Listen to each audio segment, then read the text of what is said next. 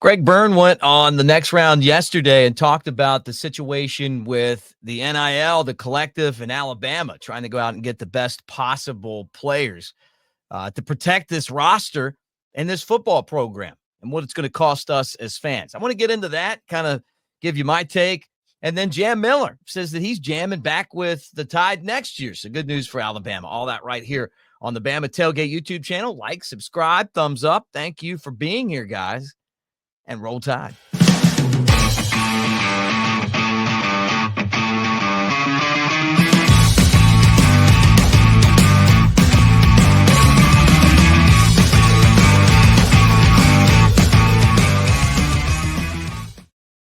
Roll Tide, everybody. Welcome to the show. And it is great to see you guys. And hopefully everyone's having a great holiday season. All right, let's talk about it. And I've been on other spots, cover Crimson a lot.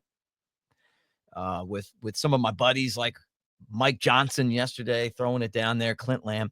And I'm going to tell you guys, same thing here. I just feel like we're in a spot right now where until Congress is able to enact some guidelines for collegiate sports when it comes to name, image, and likeness, this thing is the Wild West. And Greg Byrne kind of going on the offensive and basically saying, we need people to sign up for Yay Alabama. It's a subscription service for $18 a month. And there's been some pushback from fans and including even Mike, who played at Alabama, and, talked to him. I mean, he's a former athlete. And we kind of got into, and I'm going to tell you this here, we got into the economics of this deal. And if they don't change the rules and we're doing this like a business, then the only sports that make sense are the sports that are, revenue generating sports. And I'm not saying that I don't support the Olympic sports. I love sports. I love them all. I just look at it from that, being a former, economic economics minor at Alabama, is that, there's a way that this stuff works. It's pretty easy, supply and demand, and for a lot of these sports that there's no demand, and, and look, it was never supposed to be with amateur sports about making money. It was just supposed to be about going out and having competition, and it's a shame that we've kind of drifted away from that so much, but college football is a huge industry. It's a huge business.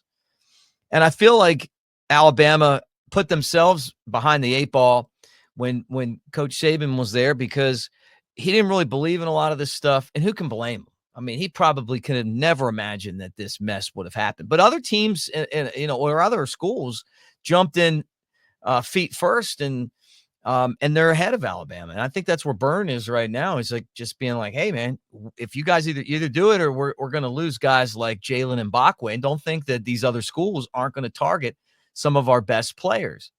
But I saw him on the next round, and he was talking about some of the other sports and adding scholarships here and there. And, to me, plain and simple, it's about football.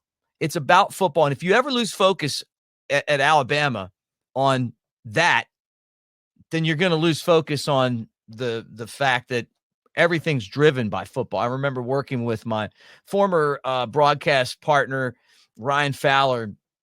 One thing that he said to me years ago was basically make football what we talk about 24/7, it doesn't matter, like 365, that, because that's what you guys care about. And you like basketball and some of the other sports, and maybe softball gets to the World Series, or, basketball to the Final Four. And I think basketball is really starting to pick up a lot of momentum. But when I say a lot of momentum, no one's even in the same stratosphere as football.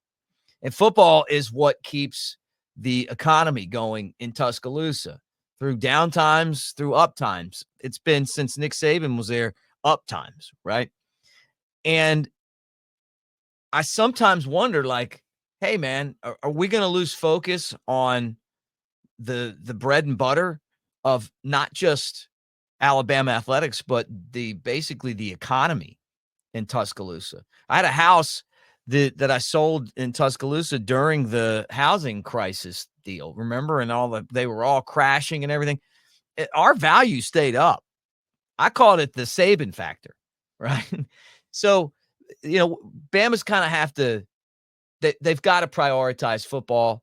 Um, and I'm not, saying this because I want to see the other sports fade away or anything. I don't. But what I'm saying is that the way that the current structure is set up, um, all the resources need to go to football and basketball until we, I mean, plain and simple. And it might stink that, you're going to maybe end up, I don't know, 10th instead of 8th in baseball. I mean, like, I mean, it's just the way it is, but you got to go where the eyes are. You got to go where the money is. And Alabama having football success, it's not totally based on the NIL, but it is based on the players that have invested in the university. And if your value is that somebody else is willing to pay you $1 million, and that means your value is $1 million, and as tough as that is. So I don't really know what the answer is other than just really pushing Congress to basically put some guidelines out there and get this thing back to what it's supposed to be. It's like, hey, it's supposed to be these guys go out and they earn the NIL by, basically signing an autograph or get paid for their name being on the back of a jersey or on a video game, or maybe they go to the floor Bama and they're at the mullet toss and, they're sponsored to be there. But this system where we're just paying guys to play football makes it, to me, professional sports, and not having a true governing body to look over this, has put the entire sport in a really bad place. And, and I think that the bottom line is this, is that if Congress can, put some guidelines out there, not only is it going to save football, but it's going to save all the other sports too, because once you kind of get that under control, the resources that they're getting may stay there. But if it stays like it is now, it's not, to me, it's not just about asking the average fan to pay $18 for a subscription. I feel like when football is generating billions of dollars, between the ticket prices, the concessions, the marketing and advertising, TV rights, and who knows whatever else, that money needs to go back to the players. And I get this, where the average fan is probably going, man, here it is Christmas. And this university that's paying the women's basketball coach $550,000, $5 million, to coach a team that hasn't won a conference championship. And that's even, honestly, that's light when it comes to, other teams. I mean, probably elsewhere, somebody paying double, but these salaries really don't match the interest level in the sport. You go to Coleman Coliseum, watch one of their games. I mean, you could walk in for free. I mean, it's like nobody's there. And that's how it is on the road most places too. There's some really fun places to watch women's basketball. You look at what South Carolina's done, LSU, and Tennessee. I mean, it's not this isn't an indictment of the sport. It's an indictment of the program, and also the fact that we're paying these prices for something that really doesn't make any sense economically. And you just start doing that through all your other sports, and you look and you're like, man, what are we paying this for? To come in 8th, to come in 10th in the SEC, to barely make the tournament every year, where we're looking at football and we're winning championships and we're generating millions of dollars. And also, don't think about this too. If you're the university, all of those kids that have come to Alabama because they want to be where the football team is, and that happens. So, until that happens, though, the bottom line is that if we don't go out there and support this NIL, and they don't find creative ways to put more money in the coffers, we're going to start losing our best players. We did that last year. We lost Caleb Downs. He got bought by Ohio State. We lost Isaiah Bond, who got bought by Texas. And, and obviously the Mbakwe one was the exact same thing, an attempt to try to buy him and get him out of Alabama. So I don't know. Love hearing your guys' comments though and your thoughts.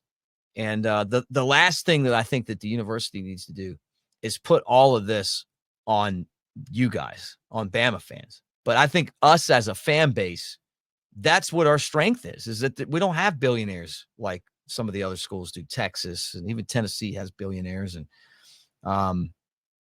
we just don't. We got one.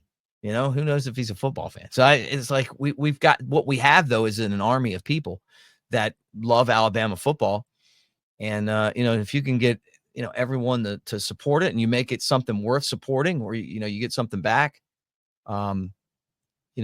We could overcome a lot of these deficits. And the other thing too is that these guys getting this NIL money, they need to do something for it. Like it's not supposed to be a paycheck.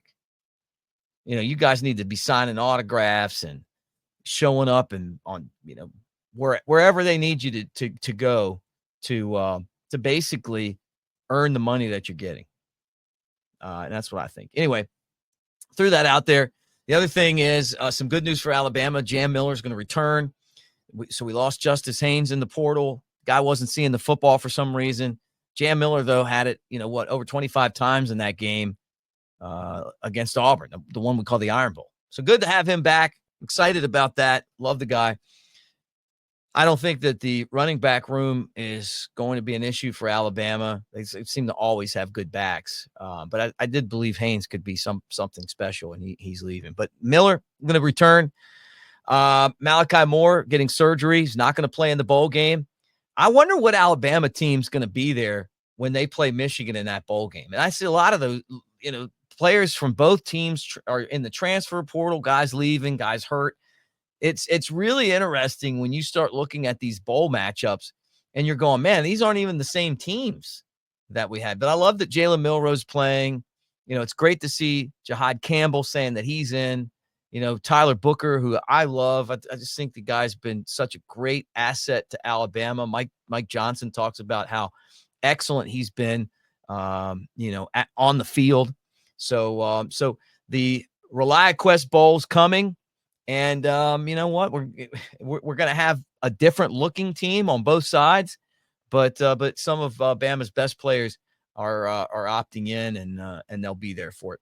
All right, thanks for hanging out with us, guys. We'll do it again tomorrow, and I want to tell you this: got these 4 complimentary tickets to see Hinder, Tonic, and Fuel at Silver Star Convention Center. That's December 28th, 2024. That comes with 2 rooms to Golden Moon Casino, buffet, and also 4 tickets. So take advantage of this. We got one winner. I talked to him today. He's pretty fired up. And then now it's who's next. And what I want to know from you guys is I want the best experience that you had with either going to one of these shows or a song that they sing, and tell me why you want to go, and we'll give that away in the next couple days. So do that. Also, as Christmas time is here, went by and saw these guys 2 days ago. My man Jeff, thank you, hooking Santa Claus up, and you guys can do the same thing. What kid that loves Alabama wouldn't want to wake up with a Daniel Moore picture? Boom, right there. I know I would. NewLifeArt.com. Use the promo code Bama Tailgate, and you get 20% off the classics. Really just not the new release stuff. So, but that includes a lot of different stuff. Also mugs and calendars and a bunch of really cool stuff.